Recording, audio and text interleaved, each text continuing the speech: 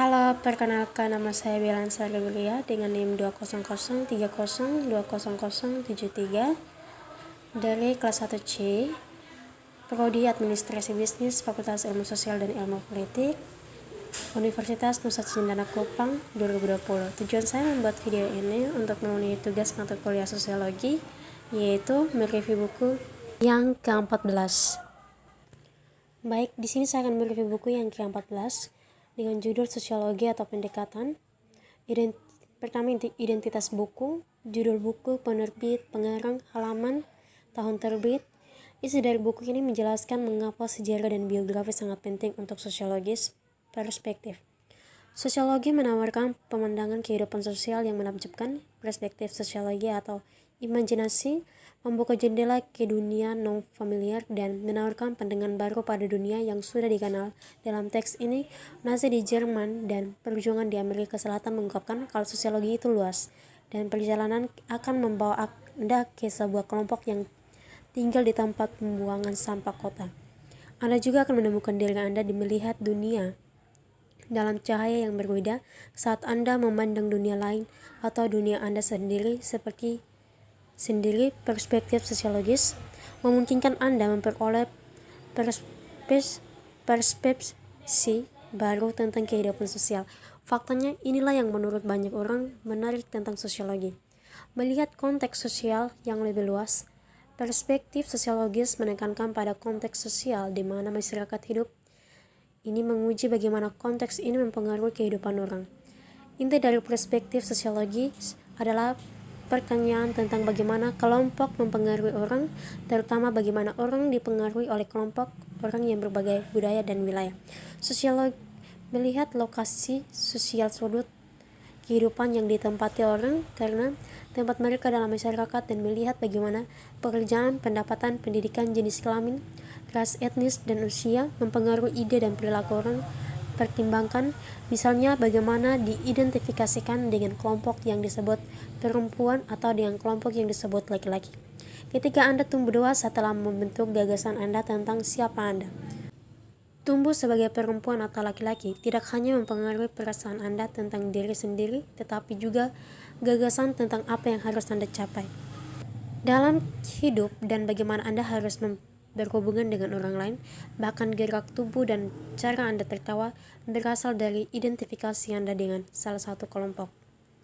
Sosiologi C. Ward Mills 1959 mengatakan bahwa imajinasi sosiologis perspektif memungkinkan kita untuk memahami hubungan antara sejarah dan biografi. Dengan sejarahnya, Mills mengartikan bahwa setiap masyarakat berada dalam arus peristiwa yang luas.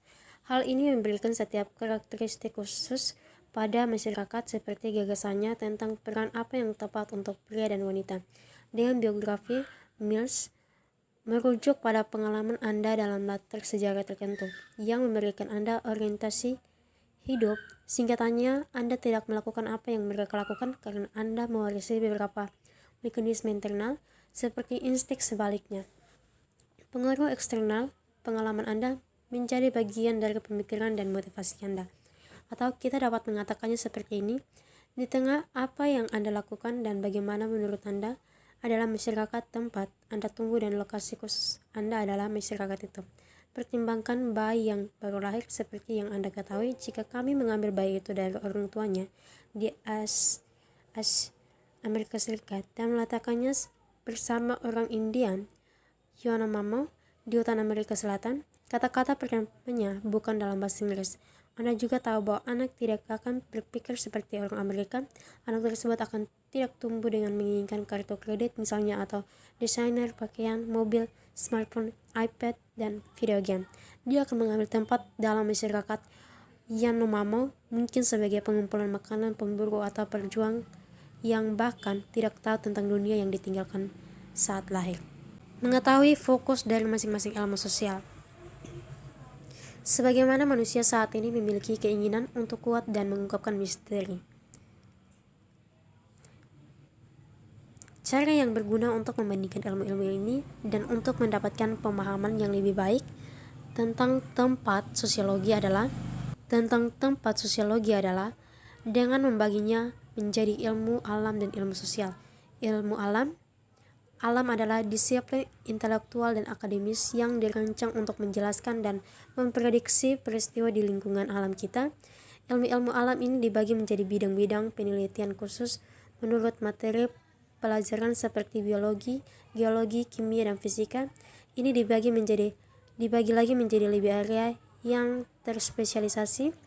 Biologi dibagi menjadi botani dan zoologi, geologi menjadi mineralogi dan geomorfologi, kimia menjadi cabang organik dan anorganiknya, dan fisika menjadi biofisika dan mekanika kuantum. Setiap bidang investigasi memberikan bagian alam tertentu.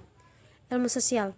Orang juga telah mengembangkan ilmu sosial yang meneliti hubungan manusia sama seperti ilmu alam, berusaha untuk secara objektif memahami dunia alam. Ilmu sosial berusaha untuk secara objektif memahami dunia sosial. Ilmu sosial berusaha untuk secara objektif memahami dunia sosial. Bagaimana dunia alam mengandung hubungan yang teratur atau sah yang terjelas, tetapi harus ditemukan melalui pengamatan dan yang terkontrol. Demikian pula hubungan yang teratur dari dunia manusia atau sosial tidak jelas dan harus diungkapkan melalui berulang pengamatan yang terkontrol. Demikian pula hubungan yang teratur dari dunia manusia atau sosial tidak jelas dan harus diungkapkan melalui berulang pengamatan. Seperti halnya ilmu alam, ilmu sosial dibagi menjadi beberapa bidang khusus berdasarkan materi pelajarannya. Bidang-bidang ini yaitu antropologi, ekonomi, ilmu politik, psikologi, dan sosiologi. Seperti halnya ilmu alam dibagi lagi menjadi bidang-bidang khusus. Antropologi meliputi antropologi budaya dan fisik. Ilmu ekonomi memiliki spesialisasi makro atau skala besar dan mikro skala kecil. Antropologi yang secara tradisional berfokus pada masyarakat kesukaan sangat erat kaitannya dengan sosiologi.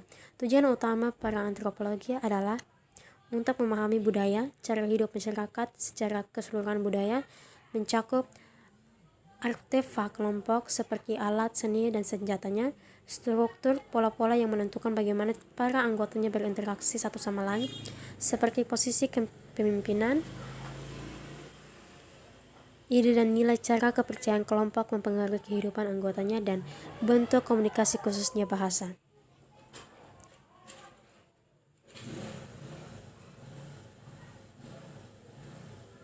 Tiga peristiwa utama mempersiapkan panggung untuk tantangan tradisi dan munculnya sosiologi, yaitu pergolakan sosial dan revolusi industri, 2. Pergolakan sosial dan revolusi politik, 3. Imperialisme.